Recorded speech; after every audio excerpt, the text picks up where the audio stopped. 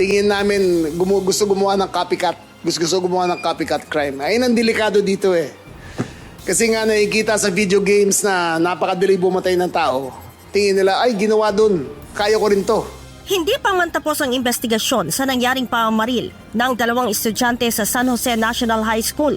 Isang panibagong banta ng mass shooting or stabbing ang natanggap kagabi ni Department of the Interior and Local Government Secretary John Vic Remulla. Ayon kay Secretary Remulla, galing ang impormasyon kay Senator Bam Aquino na siya umanong nakakita na nakababahalang post sa social media. Mula umano ito sa isang 14 na taong gulang na batang babae at grade 10 sa Tolosa National High School sa Leyte. Hello, send this to your friends. Yo, from Tolosa. Prepare yourselves, especially you, as you owe me. Get ready. I will disrupt the school. You won't know me, but you will recognize me. There's no time, no day. Be prepared for whoever gets shot or stabbed. We don't care. Good luck to you at Tolosa Leyte National High School.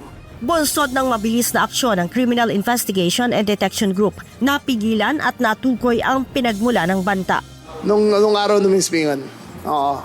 Again, salamat kay Senator Bam Aquino. Siya nagbigay linaw sa akin, tumawag sa akin at sabi ko I will be on it right away. Alas 8 niya tinawag sa akin, alas 11 na puntahan na yung bata. Nahanap na namin.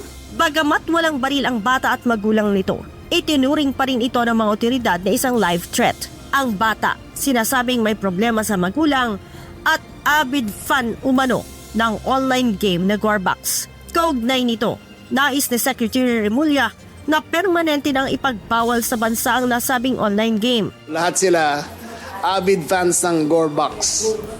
So yung game na yan, sa mga magulang, panoorin yung mga magulang, mga anak nyo kasi napakadelikado ng larong yan. Umapila din si SILG sa mga mambabatas na amyendahan ang Implementing Rules and Regulations ng Republic Act 10591 o Comprehensive Law on Firearms and Ammunition. Ito'y upang bigyan ng criminal liability ang mga gun owners na nagpapabaya sa kanilang baril, lalo na kung nakuha ito ng ibang tao at nagamit sa krimen. Hiniling din ito sa Kongreso ang magkaroon ng mas maayos na juvenile justice law. Paalala ng DILG sa mga guro, agad na solusyonan ang bullying sa mga paaralan. Mainam din na agad na itawag sa 911 kung may mapapansing bayulenting pag-uugali sa mga mag-aaral, kaibigan, kakilala o kaanak upang hindi humanto sa karahasan.